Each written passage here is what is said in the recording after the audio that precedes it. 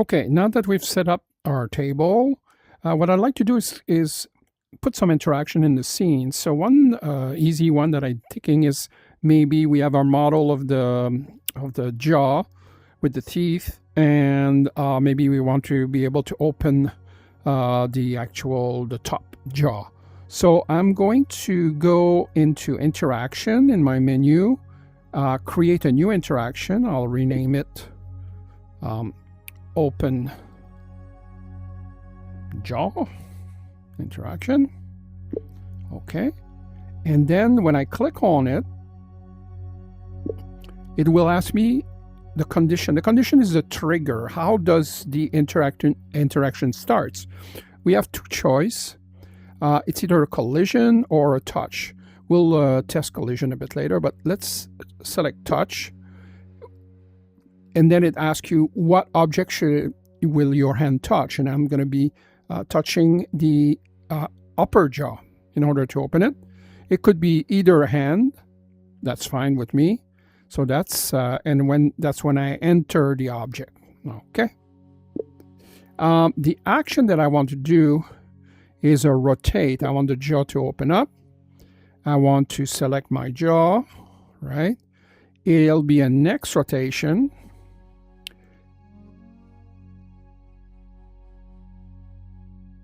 And I'm going to open it 90 degrees or so. Okay, 90 degrees in 1 second. That's fine. That's fine. That's fine. Okay. Now, I know that, when you rotate things, usually you rotate on an axis. The axis that it's going to be rotating on is the center of the object by default. There's ways of changing the pivot, that axis. But in here, what I'm thinking is that this is going to open and it'll be somewhat halfway through the jaw. So I want to also translate it or move it. It'll be on the z-axis towards me. And so therefore I'm going to put, I don't have a lot of precision. I only have 10 centimeters at a time, but I think that's fine. And what do I want to move? This certainly. I'll do it in the same amount of time, so it looks like it goes together. Okay, so this is basically my interaction. I didn't have to code anything. I just have to answer some questions. Let's go and test it.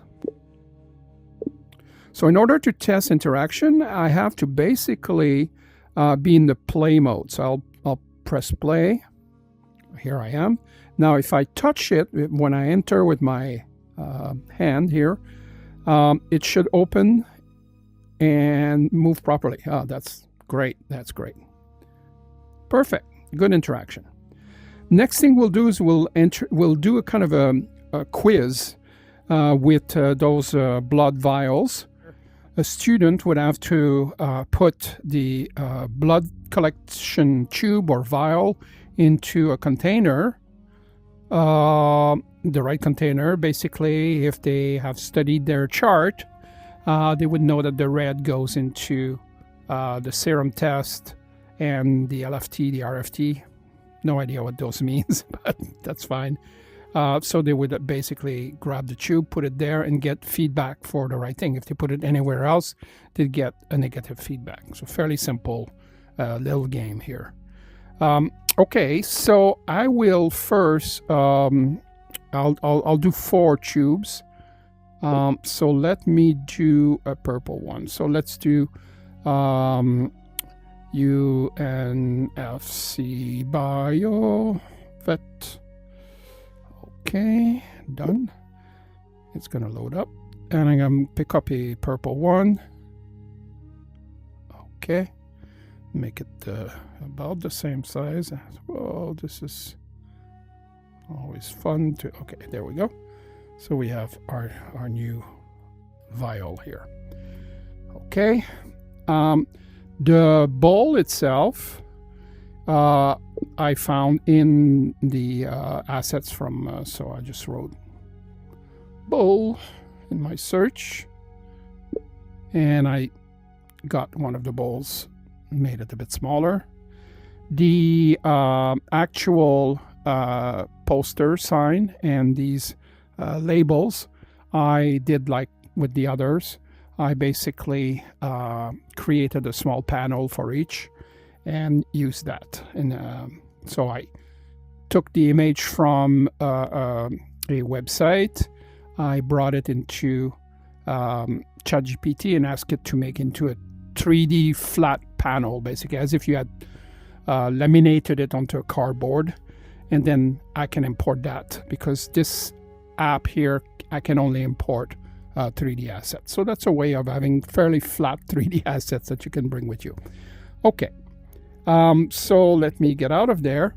The idea that we're gonna basically experiment with today is collision. So objects in 3D, you can add what's called a collider, meaning that the object, when you take it, knows that if you bump into something else, it will collide with it or have a collision. So it will feel like that's a real object. So in order to do that, I need to go into the setting for that particular object, and I have a few options. I want gravity because I'll be willing to basically drop it in the bowl. The grab means that that's something in the scene where I can actually grab. Not everything has to be grabbable. I don't want people to start ripping the posters off the wall, for example. And then I want it to be able to sense collision with other objects. Okay, so that's what I have to do. If I click on this bowl, you see I've already set up collision. The bowl, I don't need anybody to pick it up. I just want it to sense that when I put this into the bowl, it triggers an interaction. Okay, so now I want to create an interaction. Interactions are fairly simple. I'll go in the menu here. I'll create a new interaction. I will rename it purple interaction. Okay, and basically by clicking on it now, I can set it up. The conditions are, and this is where we talk about collision. I wanted two objects to touch and then and react. The first object is my vial, or my purple vial or tube. And then the second one would be the corresponding bowl. So if I look at purple, for example, it's the additive is EDTA, CBC, so it's this bowl. So I want this bowl as the trigger. All right. So when I take this and I put it in the bowl, it will react. Well, I enter the bowl. I could also have one when I remove it.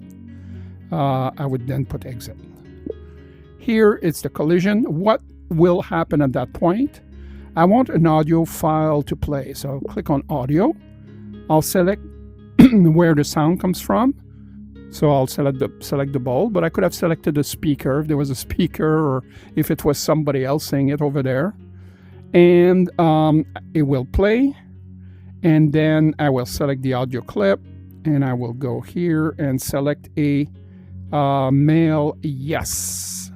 Okay, no loop, and I want to be able to repeat the interaction, so that's fine. Now the next one is I want to make sure that every time I pick the purple one and put it onto the other bowl, it tells me, no, that's the wrong bowl, right? So I'll do another interaction, and I will call it purple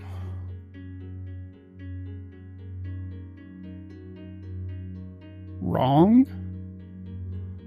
Okay, interaction done.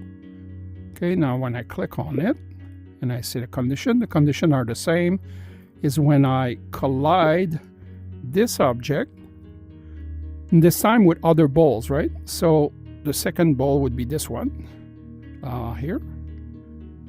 But now I want also to happen at when it touches others. So I'll add another one, and I'll say this one, and I'll add another one, and I'll say this one. So now we have three bowls. In some instance, you want all three to be touched at the same time, and maybe a different kind of game. Now it's one or the other when it enters. And then the action is the opposite, is a no. So the option will come again from this ball, the sound, and then it'll play an audio, and this time it'll be a female no, a male no. I could put a female no as well. Volume, okay. And I want it to be able to repeat the interaction. I've done the other ones already. You can see that there's green and blue and red already set up. So the way to test this, again, is to go into the play mode. And to make it more difficult, before we do that, I will mix up our vials. So I'll test my own memory. This one. Okay, so before we test, let's try removing this panel. So I'll just bring it somewhere else. I'll just put it under the table for the student not to be able to cheat. And now I will go into a play mode. Okay, here I am. Let me, I'll do the purple first because I remember I just did it. So the purple goes into this bowl, I'm pretty sure, if I put it here. No. Okay, I got that. So let's do that. Yes. Yes, okay, we got it. All right, so the green one, I'm not a BioVet student, so I'll try this one. No. No, okay. Here, I think. Yes. Good. All right, so I have two more to go. The red, I think it's the I'll think it's the first one. Yeah. Yes. Yes. And the blue? Yes. Very good. Okay, yoo-hoo! Got my test done.